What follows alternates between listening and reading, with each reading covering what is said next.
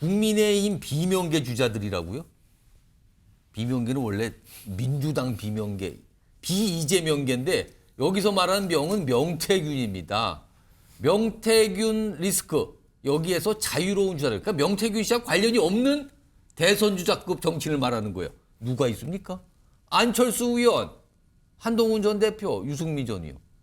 이분들 지금 다들 대놓고 얘기는 안 하지만 조기 대선 열리면 아주 관심이 지대한 인물로 꼽히지 않습니까? 그리고요, 이분들 비명계, 여당판 비명계로 한묶음이 가능하고 동시에 또 보면 탄핵 찬성파로 통하는 인물들이에요. 윤석열 대통령 탄핵 찬성파. 교집합이 있군요. 두 개나 지금. 그래서 비명계, 국민의힘 비명계라는 표현이 등장했습니다. 자, 그럼요.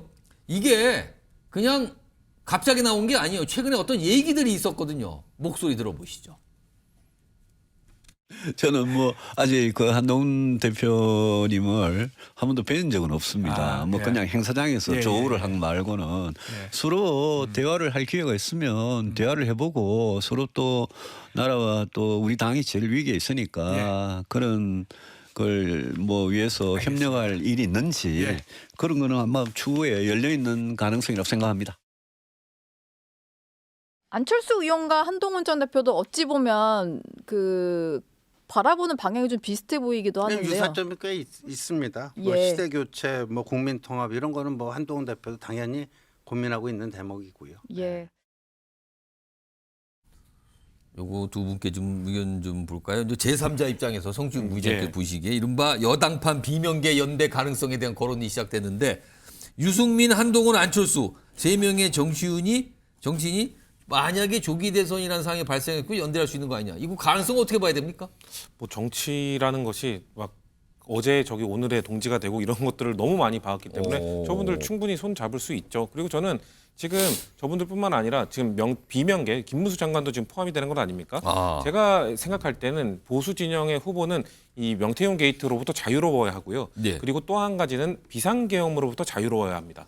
그러면은 한동훈 전 대표나 지금 탄핵을 찬성하는 분들이기 때문에 그분들은 다 자유롭죠. 그렇죠. 비상계엄도 잘못됐고 탄핵은 어쩔 수 없다라고 주장을 하셨으니까 저는 어떤 측면에서는 김문수 장관도 자유롭다고 봅니다. 왜냐하면 김문수 장관은 비상계엄 국무회의에 참석하지 않았죠. 안 했어요. 참석하지 못했죠. 그리고 본인이 참석했으면 난 반대로 외쳤을 것이다라고 얘기를 합니다. 아. 물론 탄핵안 반대한다고 계속 얘기하고 예. 조기 복귀가 우선이라고 말은 했지만 비상계엄에 대해서는 은근하게 선을 긋고 계시거든요. 예. 그렇기 때문에 저는 제가 봤을 때 비상계엄과 명태균 게이트로부터 자유로운 이 후보들이 좀 아직은 후보 아닙니다. 아, 그렇죠. 주자들. 이 주자들, 예. 이 주자들이 좀 유리한 환경에서 만약에 조기 대선이 열리게 되면 경선을 하게 되지 않을까라고 보고 있기 때문에 근데 여기서 지금 김문수 장관을 제외한 나머지 후보 주자분들은 지지율이 잘 아직 안 나오고 있잖아요. 그렇기 때문에 충분히 연대할 수도 있죠.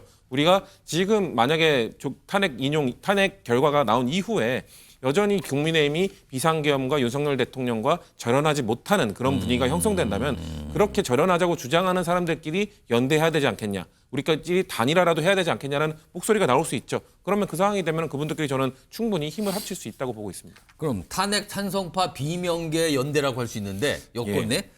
그 인물 중에서 만약에 저 조기 대선 상황이 벌어져서 연대 나선다면 그 중에 누가 가장 경쟁력이 있다고 보십니까? 지금 사실 유승민 전 의원과 한동훈 전 대표 같은 경우는 당내 조직은 좀 약하죠. 예. 당내로부터 좀 비토를 당하고 있기 때문에 근데 한동훈 전 대표는 이제 팬덤이 있지 않습니까? 그렇기 때문에 경선 과정에서 국민 투표나 국민 여론조사에 지지를 받을 수 있다는 장점을 갖고 있는 것 같고요.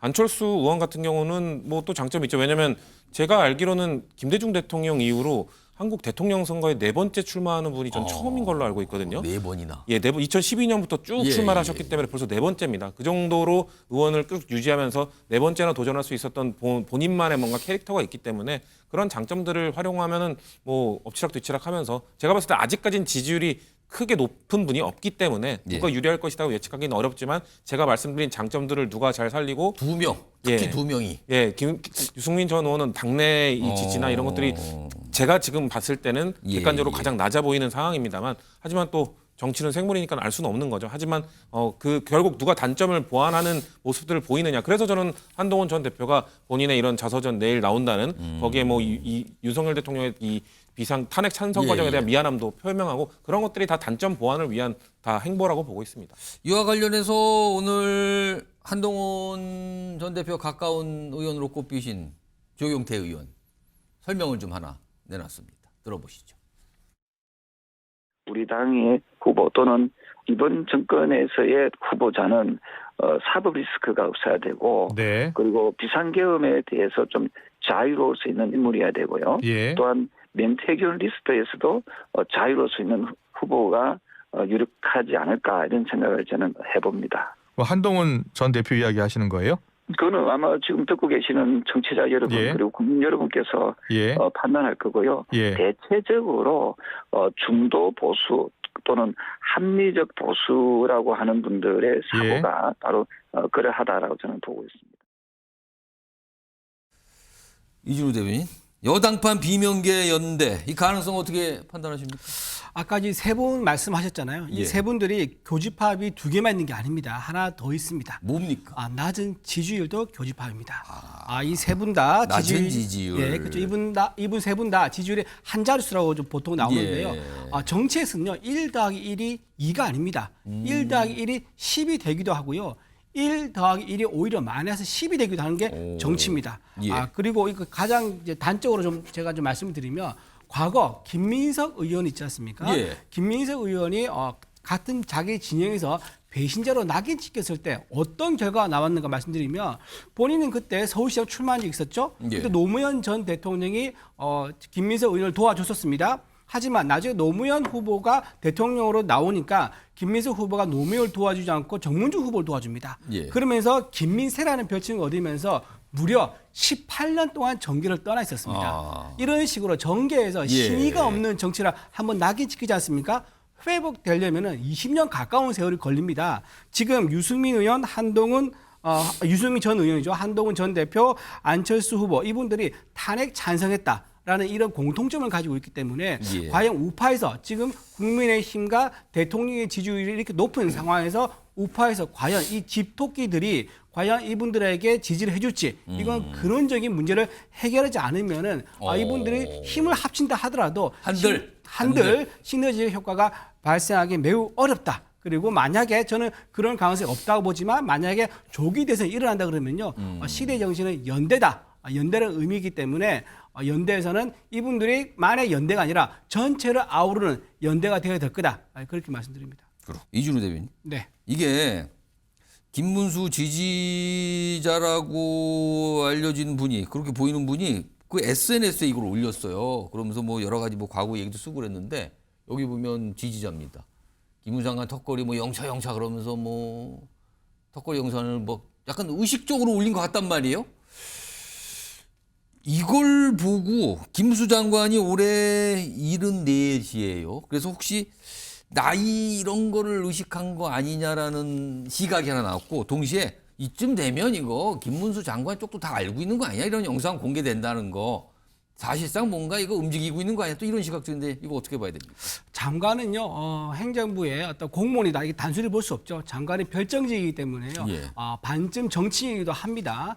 정치인에게 가장 중요한 것은 건강입니다. 예. 정신적으로 건강하고 신체적으로 건강해야 되죠. 만약에 정신적으로 본인 우울증이 있다. 그러면 그거는 이제 정치인을 하면 좀 어렵겠죠. 어렵죠. 그리고 신체적으로도 저렇게 턱걸이를 한다거나 윗몸을 이렇게 한다거나 옛날에 이회창 이제 전 대통령 후보는 옛날에 바닥까지 엎드려서 손바닥에 닿는 모습까지 보여준 적도 있습니다. 이거는 일부러 그거는 공개를 하는 거잖아요. 그런 그렇죠. 모습을. 공개를 해서 신체적 건강과 그다음에 정신적 건강까지 모두 다 걱정 우려가 없다. 이런 것을 보여주는 거기 때문에 꼭 무슨 어떤 대설이나 이벤트를 의식해서 저런 걸 보여주는 건 아니고 정치인이라 그러면 평상시에 누구나 자기 SNS에서 자신 있는 부분들 다 그래 올리는 거거든요. 홍보하는 차원에서. 하필 지금 왜 공개가 됐을까요? 장관 되신 지 꽤 됐는데 왜 지금 공개되냐는 거죠, 지금. 평소에도 운동을 하셨을 것 같아요. 근데 의원이 지금 요즘에 뭐 최근에 찍힌 게 아니었을까요? 그러니까 저는 그렇게 지지율 막 이런 거 다 관련된 거 아니냐 이거죠, 지금 이게. 글쎄요, 뭐 평상시 운동하시다가 영상 찍힌 것만 최근에 우연찮게 찍혔다, 그렇게 게재됐다 이렇게 볼 수 있을 것 송시훈 같아요. 부의장 제가 한 1분만 드릴게요. 이거 뭐 어떤 의미라고 보세요 이거? 근데 장관님이 예. 아까 뒤에 보니까 눈도 있는 거 보니까 최근인 것 같은데 최근일 것 같아요. 지지자가 둘러싸여 있는 환경에서 턱걸이를 하셨을까요? 그러니까 저는 본인이 사실상 올리신 거랑 다름없다. 왜냐면은 지금 우리가 영상을 여러 개 봤듯이 평소에 턱걸이 했던 거 올리신 게 맞습니다. 많습니다. 그렇기 때문에 그런 것들을 고령 리스크 이거를 좀 떨치기 위해서 말씀하신 것처럼 전 사실상 조기 대선 모델에 들어가신 거다라고 보고 있고 근데 김문수 장관이 지금 털어야 되는 거는 고령 리스크가 아니라 전 건강하고 턱걸이 잘하신 거 매우 멋지다고 생각합니다만 극우 리스크를 털어야 됩니다. 본인이 야인일 때 정광훈 씨 집회에 나가서 그런 극우적 발언들을 했던 것, 정광훈 씨와 같이 행보를 했던 것 예. 사실상 그것들이 확장성에 한계를 주는 것이기 때문에 그것들을 어떻게 극복하실지 조기 대선을 나오고 싶으시다면 그걸 고민하시는 게 필요하다고 말씀드리고 싶습니다. 알겠습니다.